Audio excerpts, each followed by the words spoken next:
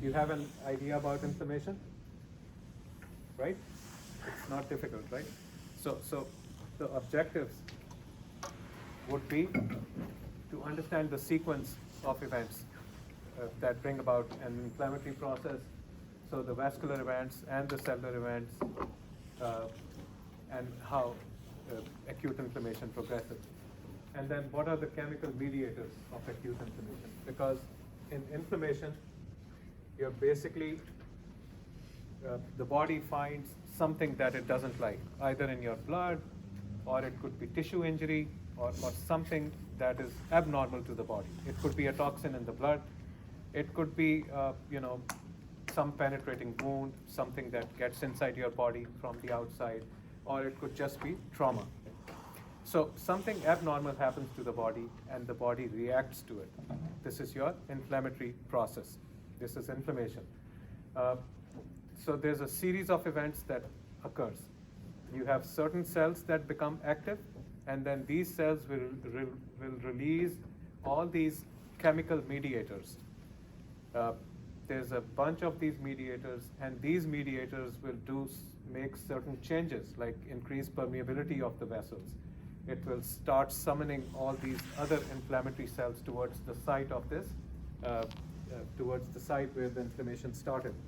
And so it will try to, remove the toxin, or repair the trauma, or try to fix the problem, and then remove the debris in the end.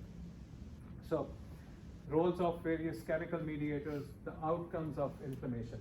What is the outcome of acute inflammation? Number one is repair, right? There's complete repair, and everything goes back to normal.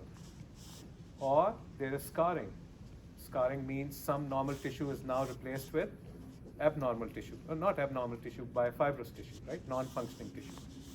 What could be the third outcome of an acute inflammation? That would be scarring. So the third outcome would be chronic inflammation.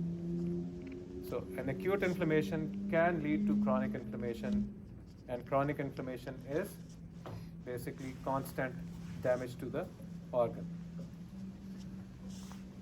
So we visualize the morphological patterns of acute inflammation, and then understand the, what chronic inflammation, once it happens, what are the various features of chronic inflammation, granuloma formation, and other changes that we will talk about. Now, this is very important. The whole chapter can be summarized by this slide. This is what happens in an inflammation. You have normal histology. Something happens to the normal histology, maybe a toxin, maybe damage to the normal histology. And then you have vasodilation, which is the first step. Vasodilation leads to increased vascular permeability, leakage of exudate. What's the difference between exudate and transudate? Transudate is just fluid. Exudate has cells in it. It's important to have cells in it because these cells are your white blood cells. And these white blood cells will then start the process of inflammation. Leakage of exudate, migration, rolling, and adhesion. White blood cells, they have certain receptors on them. And these receptors bind to endothelial proteins. So you have integrins and you have selectins. They bind to each other. I think selectins are on the white blood cells, on the neutrophils, and then you have integrins on the endothelium. They bind together. So the white blood cells, they will marginate, they will get to the sides of the blood vessels, and then they will start moving out. They will roll and they will adhere to the blood vessel, and then there is transmigration of these white blood cells, which is called diaphoresis. So the white blood cells move out, and then they start releasing all the chemical mediators of inflammation, and they also start releasing lysosomal enzymes that will start eating all the bad stuff. Chemotaxis is because of release of mediators of inflammation, chemical mediators. Can you name a few? I'll name one, histamine. What's another very common one? Starts with a B, bradykinin. Then you have all these arachidonic acid metabolites, right? cell membrane gets damaged. When cell membrane gets damaged, phospholipids are released, right? These phospholipids are converted into arachidonic acid. Arachidonic acid then follows two pathways, lipooxygenase pathway and cyclooxygenase pathway. Cyclooxygenase pathway produces prostaglandins and thromboxane A2. Lipooxygenase pathway produces all kinds of cytokines and interleukins and what's the third one?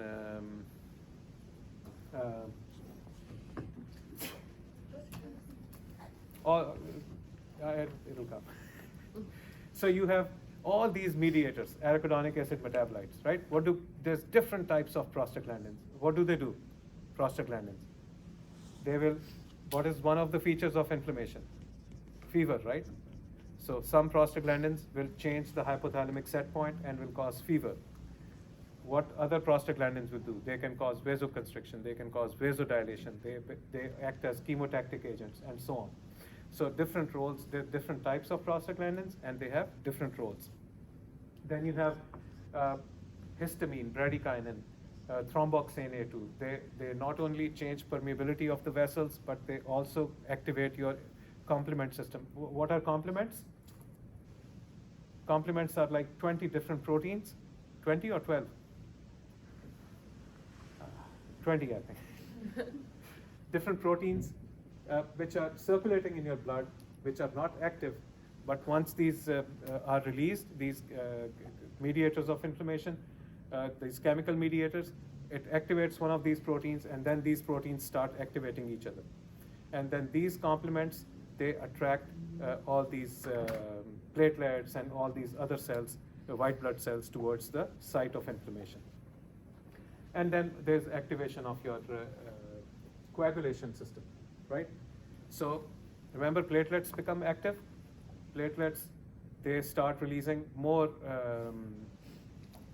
bradykinin, histamine, thromboxane A2, ADP, and a bunch of other substances. They start coming out from the platelets. The platelets start joining together. Remember, the coagulation system produces, what is the end product of the coagulation activation? Fibrin. These fibrin threads, they bind to platelets, and so start holding the platelets together, and it forms a platelet plug, right? So in any trauma, the first thing is the formation of the platelet plug, and platelet plugs are formed by activation of the coagulation system, which forms fibrin. It is fibrin, right? What's the final step?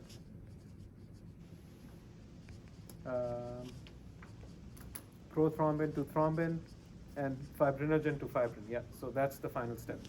So fibrin threads are formed, and these fibrin threads then get attached to these platelets and start holding the platelets together, right? So all part of the inflammatory process. You have these chemical mediators, you have these complement activation, and then you have activation of the coagulation factors, which starts to aggregate the platelets.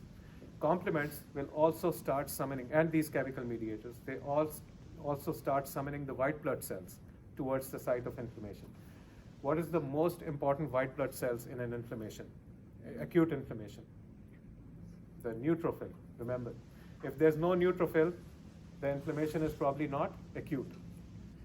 Any inflammation, you find a neutrophil, it's acute inflammation. What about chronic inflammation? What's the hallmark? Which cell is the hallmark of chronic inflammation? Monocyte, right? The macrophage. So if you see neutrophils, know that this is acute inflammation. Neutrophils are first summoned at the site of inflammation. These are the cells that have the ability to phagocytose toxins, all the unwanted debris, and they have the ability to release lysosomal enzymes and free radicals that will destroy bacteria, that will destroy viruses, that will destroy all the unwanted stuff. So neutrophils are like the main force that the body uses in acute inflammation. So chemotaxis leads to neutrophil activation, right? This is your hallmark of acute inflammation. What does neutrophil do? It's phagocytosis stuff. It recognizes toxins, it recognizes all the unwanted debris and starts to eat it. It also has degradation enzymes. So it releases all these lysosomal enzymes, it releases all these free radicals, and it starts killing everything that is unwanted. Outcome could be 100% resolution. You could have a scar or you could have chronic inflammation.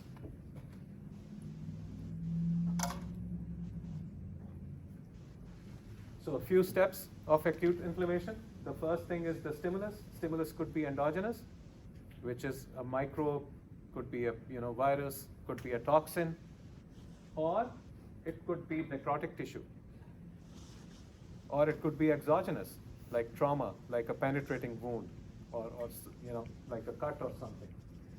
Now, the first thing is recognition by tissue cells. These are called sentinel cells. Your extracellular matrix has all these immune cells. So basically your immune cells are part of your blood, right? But you also have your immune cells in the extracellular matrix just sitting there. These are called sentinel cells. These are the first ones that will detect any kind of toxins which is outside the blood, right? So what are sentinel cells? They are called dendritic cells, they are called giant cells, they are called macrophages. Am I missing something? Probably 3 or 4 kind of cells. These cells are like your white blood cells, and they detect any foreign substance, toxin, trauma, or anything. What happens in trauma? In trauma, your cells are damaged, right? So organelles are released. These organelles do not have self-antigens. So the sentinel cells will recognize them as foreign bodies. And so they will start an inflammatory reaction. So the first cells which get, if your toxin is not in the blood, the first cells that will recognize this toxin would be the extracellular matrix cells or the sentinel cells, right? But if it's in the blood, then of course your blood immune cells, your white blood cells, which are in the blood, will recognize them first, right? You understand the difference? If the toxin is within the blood, the white blood cells will react to them. If the toxin is outside the blood, in the tissue, then the sentinel cells will recognize them, right? So the first step is, the sentinel cells recognizing them. And what do the sentinel cells do? They release mediators because they are white blood cells. They're just sitting in the extracellular matrix. So the dendritic cells, why are dendritic cells so important? Because these are cells with long dendrites. So they extend into the tissues, and so they can come in contact with the toxins and with foreign stuff much faster than other cells because they have dendrites. They're like little, cells with long legs. So dendritic cells, and then you have natural killer cells, giant cells, macrophages. They're all sitting there. They recognize the foreign particle or anything that is not recognized as self. So they recognize them, and they produce mediators of inflammation. What do the mediators of inflammation do? They act on the blood vessels, and they increase the permeability of the blood vessel. So dilation occurs, vascular permeability increases, and exudation occurs. So what does this mean? It means that the fluid along with the white blood cells will escape the blood vessel. Why do you need white blood cells? Because you have a foreign particle. You need to have an inflammation. So white blood cells along with the fluid will leave the blood vessel. So the first sign of inflammation will be seen now. What will be the first sign of inflammation? Swelling, right?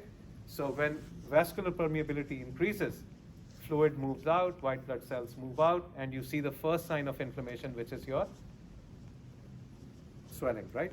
And then you see the second sign of inflammation, which is redness, right? Because of all the exudate which has moved out, you see redness and you see swelling.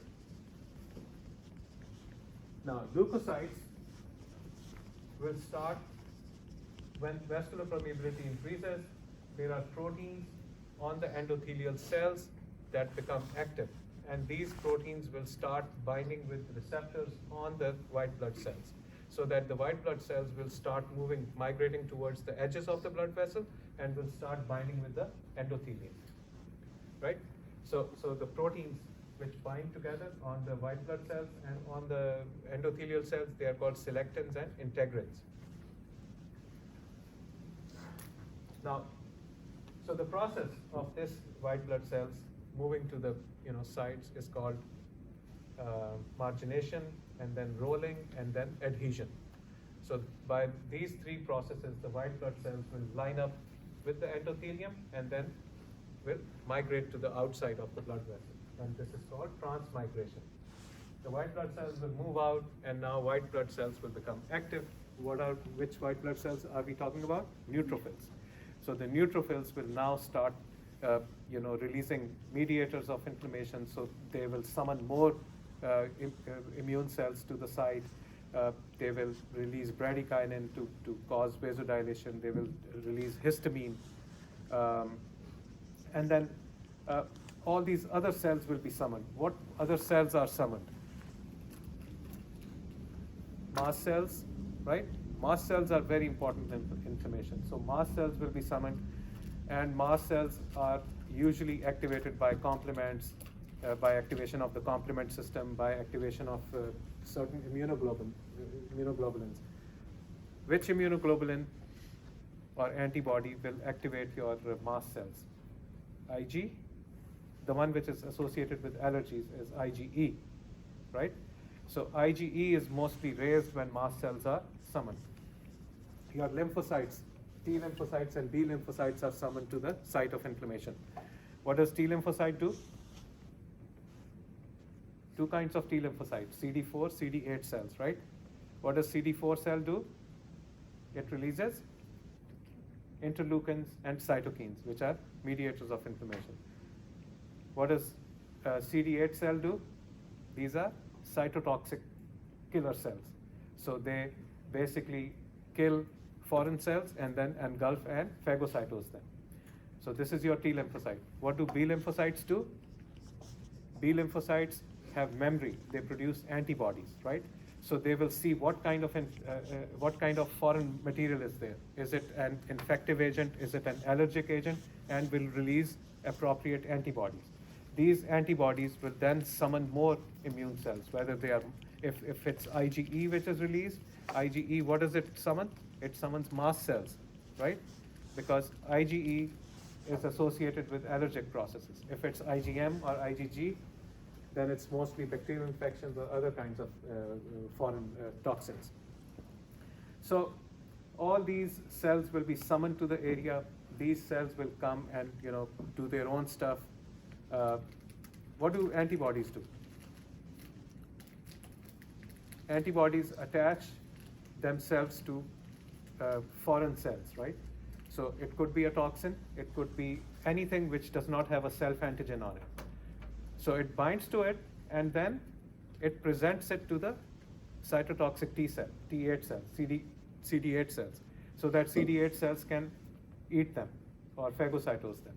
So the job of antibodies is to bind with all unwanted stuff and then present it to the T cells so that the T cells can eat them. So just a little sequence.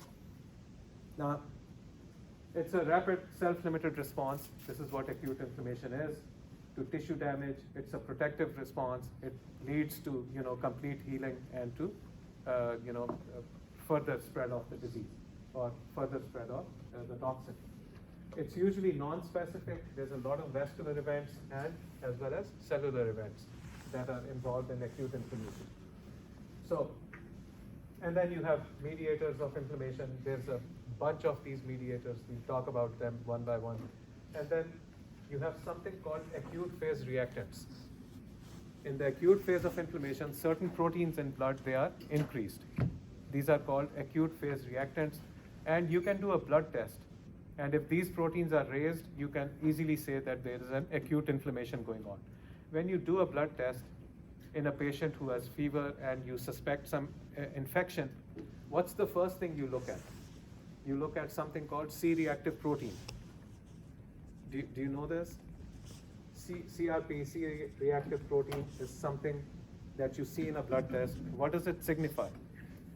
If C-reactive protein is high, it signifies acute inflammation. It's a acute phase reactant. So these are some acute phase reactants. You have fibrinogen, you have haptoglobin, you have C-reactive protein, you have complement C3A. Nowadays you do blood tests and they also tell you levels of complements. Because these are a bunch of proteins, if C3A is increased, it means there is acute inflammation. You have serum amyloid A, you have alpha-1 glycoprotein, you have alpha-1 antiprotease, transferrin, alpha-2 macroglobulin, and ceruloplasmin. These are all your acute phase reactants. These proteins are raised in your plasma, and so if you do a blood test, it can tell you that there's an acute inflammation. It can even tell you location of the acute inflammation. For example, if haptoglobin is increased, where should you be looking for this acute inflammation? Probably around the liver, right? Similarly, if you have C-reactive protein and complement, they are non-specific. They will just go up if there's any inflammation in the body. So the first thing is, you want to know if there's an inflammation, look at the C-reactive protein. If it's high, you know there's some inflammation going on in the body. So you can say there is acute inflammation, usually because of an infection or because of some viral disease or something. But each one of them will signify the location of the infection. So you can tell where the infection is just by looking at the acute phase reactions. Now the hallmark of an acute inflammation is your neutrophil. Neutrophil comes by many names, so don't get confused. If somebody says PMN, that's a polymorphonuclear cell, which means a neutrophil. If somebody says PML, it's a polymorphonuclear lymphocyte, which is again a neutrophil. If somebody says granulocyte, neutrophilic granulocyte, or polymorph, these all mean neutrophil. So your hallmark of acute inflammation is neutrophil, which has many names. Other cells are your sentinel cells. Sentinel cells would be the first ones that will detect something is wrong if it's not in the blood vessel. If it's an exogenous offending agent, then your sentinel cells will first know about it. So you have your dendritic cells, you have tissue macrophages, which are basically monocytes, and they come from your blood and they settle in the extracellular matrix. And then you have some mast cells that also settle in the extracellular matrix that are mostly responsible for your allergic reactions. So dendritic cells, tissue macrophages, and mast cells. And then there's a bunch of more sentinel cells, but mainly 3 types of sentinel cells. Okay, some history of inflammation. 3,000 years ago, they first knew that there was inflammation. So they came up with this 5 signs of inflammation. You have redness, heat, swelling, pain, and loss of function. What language is this? Greeks were pretty smart back then, right? So probably Greek.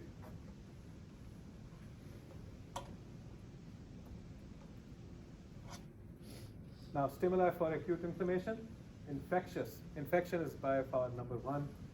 Bacterial is greater than viral. Physical stimuli can cause an inflammation like trauma. Chemicals can cause inflammation. Tissue necrosis can cause inflammation.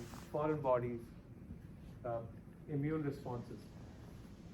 So your immune cells, basically T lymphocytes, B lymphocytes, can cause an inflammation. But what kind of inflammation do lymphocytes cause? Chronic inflammation, not like acute inflammation. So it will be more like a chronic inflammation if it's immune response to something. Vascular changes would be dilation. So endothelial gaps will increase. This could be because of direct injury or because of these mediators of inflammation. And then you have new vessel formation, you have transcytosis.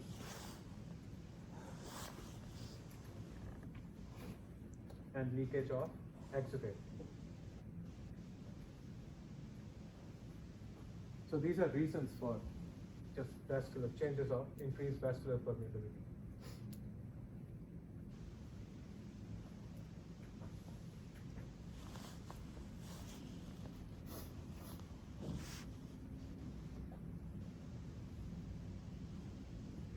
So this is all we talked about. The first step is, you have necrotic tissue or you have microbes that get into your body. They're not in your blood, in your tissues. The tissues, you have sentinel cells which will recognize them, and then the sentinel cells will release mediators, and these mediators will change the permeability of the vessel.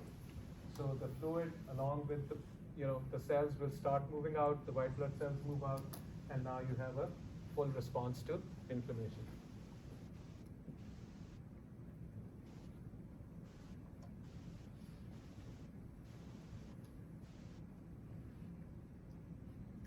So far, so good?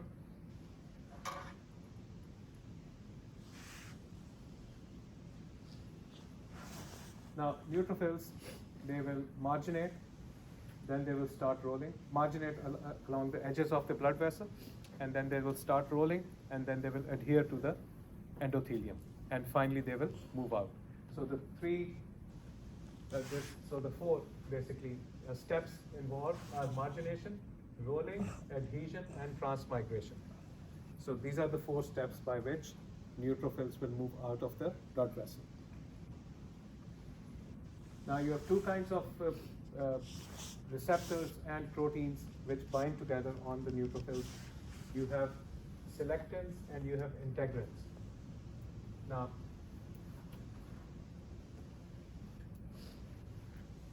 your white blood cells have integrins on them, and your endothelium has selectins on them.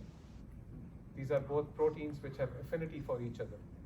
So the integrins will bind to the selectins like this, and so the white blood cell or the neutrophil will bind to the endothelium, and so it then moves out. There's different types of selectins. You have P-selectin, you have E-selectin, and then you have L-selectin, and then you have different types of integrins which bind to these selectins. The whole idea is to bring the neutrophils and have them attached to the endothelium.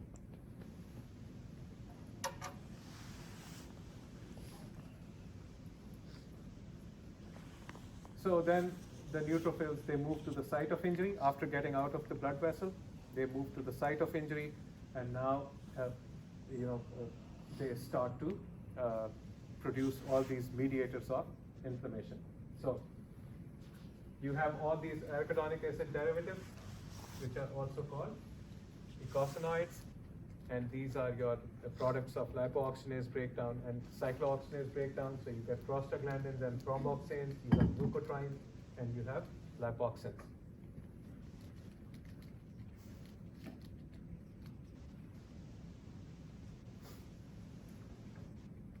Now, these neutrophils will release.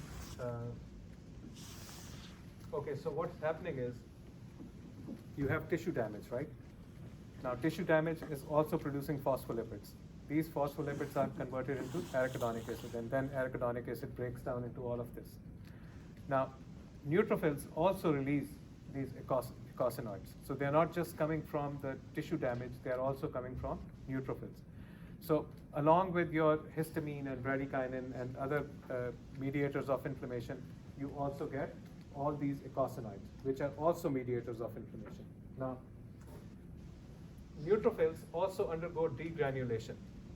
Neutrophils are filled with these granules, which are filled with all these cytokines. So once neutrophils get to the site of inflammation, there is degranulation of the neutrophils and release of all these cytokines. Now there are thousands and thousands of different types of cytokines. And every cytokine has certain different properties. They are chemotactic to certain stuff. So different types of cytokines will be released, and these cytokines will then summon all these inflammatory cells towards the site of inflammation and can lead to something called a cytokine storm, which is something that we saw in COVID, right? The inflammatory reaction was so severe that so many cytokines were released that all these inflammatory cells would just clog your blood vessels and would clog everything. And so a person would die just because of the inflammatory reaction and not by the virus. Usually, you don't get cytokine storms. Your inflammatory reactions are usually controlled, and so cytokines will be produced, but they will be limited to the site of inflammation. Then phagocytosis is the next step that the neutrophils will do. They will recognize the foreign particle or the offending agent, and it will engulf it, and it will kill it, right? By all these lysosomal enzymes.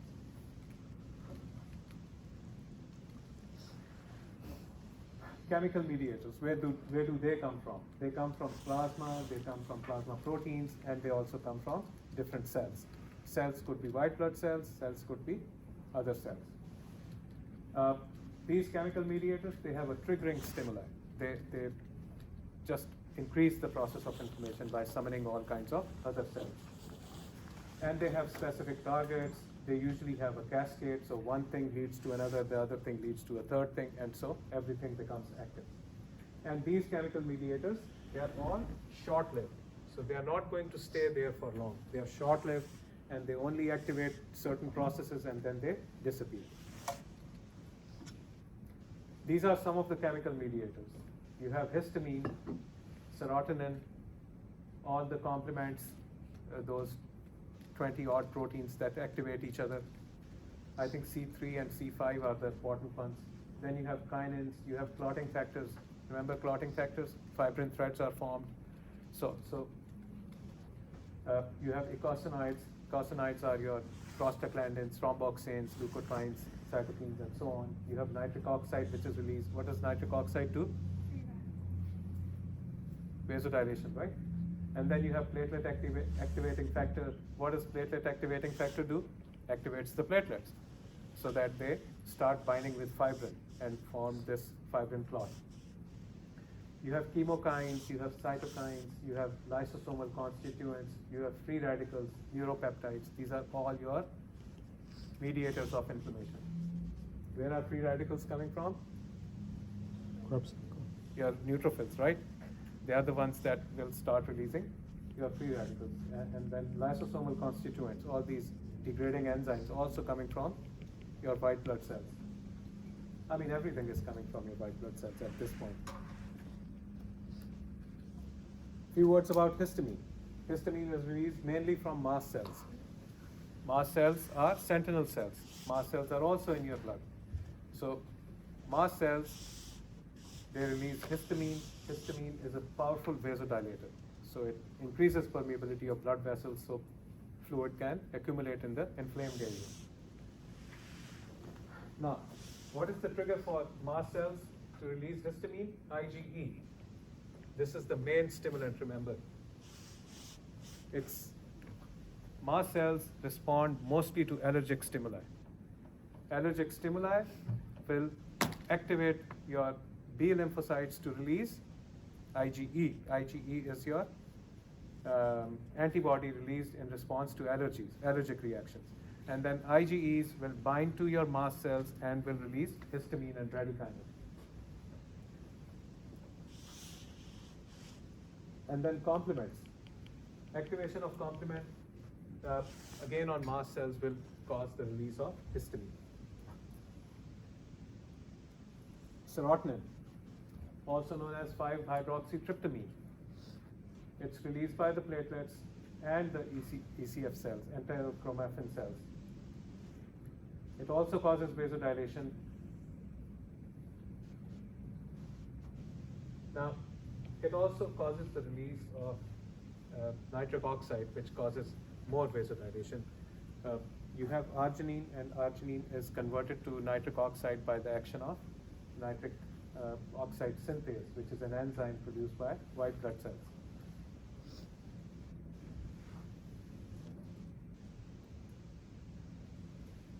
This is your complement system.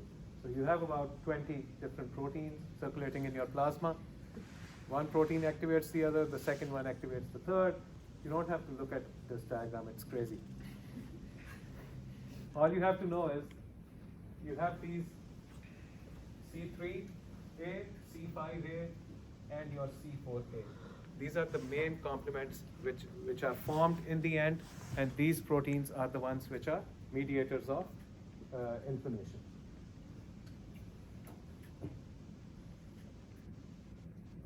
Remember, it's a cascade. One protein activates the other, the second activates the third. In the end, what you get is activation of C3A, 4A, and 5A.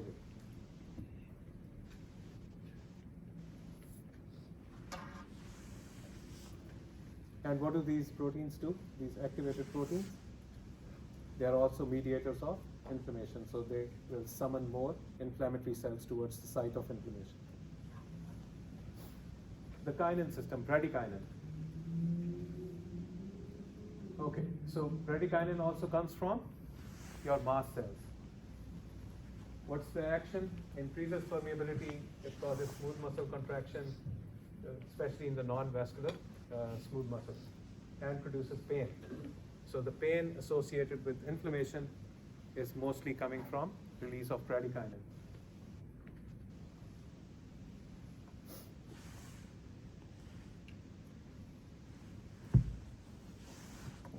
And then clotting factors. Any trauma, any toxin can initiate the clotting mechanism. The clotting mechanism, if you don't remember, is this. Again, don't get into the detail. The final step is important. Fibrinogen converting to fibrin. All these different factors will activate each other. The final thing is fibrinogen, which is factor 1, converts into 1A, which is your fibrin. Fibrins are threads, and these threads, what do? They attach platelets.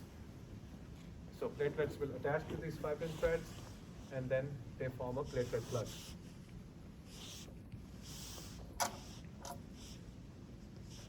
You have your arachidonic acid derivatives. Anytime phospholipid is exposed or released, it gets converted to arachidonic acid, and then you get all these prostaglandins and leukotrienes and lipoxins.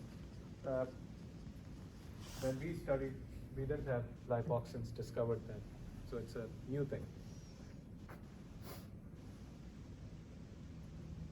We didn't even have arachidonic acid. Our physio book was small. So these eicosanoids, they are released by different, they are released by cell membrane, they are released by, by your white blood cells. So different sites of release of these. And these are your mediators of inflammation. Prostaglandins, what do? They take part in producing pain associated with inflammation. They produce fever. And they also trigger the clotting mechanism. Then we move on to leukotrienes. Now, leukotrienes, their main purpose is chemotaxis, summoning other cells to the site of inflammation. So most of your leukotrienes, most of your chemokines, and most of your cytokines, their job is to summon other cells to the site of inflammation. So leukotrienes will also cause vasoconstriction. They can also increase permeability of blood vessels and so on. There's millions of types. So all these leukotrienes have different functions. Now lipoxins, they basically control the inflammation. So the cytokine storm we were talking about, it's controlled by these lipoxins. So when you have an inflammation start, you also have release of lipoxins, which basically inhibit chemotaxis. So they basically counteract the leukotrienes. So these lipoxins, they are basically for control of the inflammation. right? Otherwise, inflammation would just keep happening, and the whole system would stop working. So you have to control the inflammation.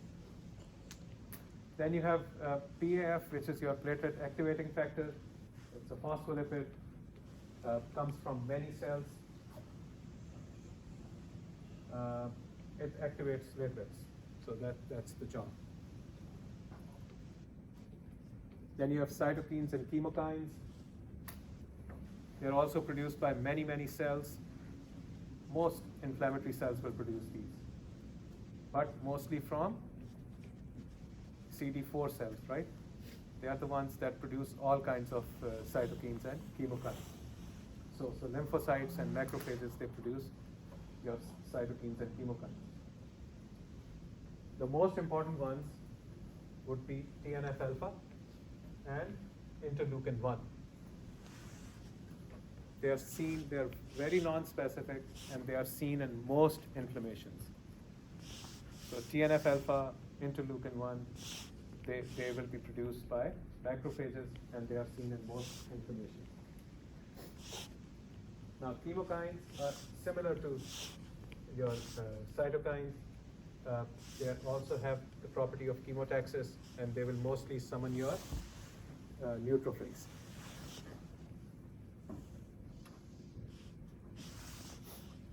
Nitric oxide. It's again a vasodilator. It's basically arginine converting into nitric oxide, and the enzyme required is nitric oxide synthase, or NOS. So a lot of the cells, they produce NOS, these inflammatory cells like white blood cells, neutrophils. They produce NOS, and NOS converts arginine into nitric oxide. And so nitric oxide will act as a vasodilator. It also acts as a free radical. So especially neutrophils can produce nitric oxide because they have nitric oxide synthase.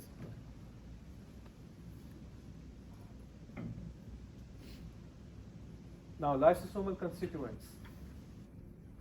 So lysosomal enzymes are something that the neutrophils will release in order to degrade offending agents. So it's a function of the neutrophils, and neutrophils are the hallmark of acute inflammation. So all these enzymes, these are the primary or non-specific enzymes that all neutrophils will produce. These are specific or secondary enzymes that are produced in certain kinds of inflammations. We'll not go into a lot of detail of these. So you have, lysosines, you have acid hydrolases, you have myeloperoxidases, lactoferrin, lysosines, alkaline phosphatase, collagenase, all kinds of lysosomal enzymes that are produced by your neutrophils. And these are the free radicals, also produced by neutrophils and some other cells. So you have oxygen, which is superoxide, hydrogen peroxide, hydroxyl radical, very, very destructive. As soon as they come in contact with bacteria or any other offending agent, it just destroys them. Then you have neuropeptides, like substance P. And then you have neurokininase. They are also released in an inflammation. Substance P controls mood, anxiety, and stress that is associated with an inflammation, and neurokininase is also involved in pain processing.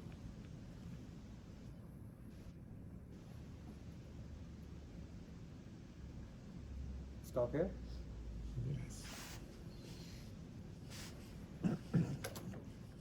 So we went halfway. It's not bad.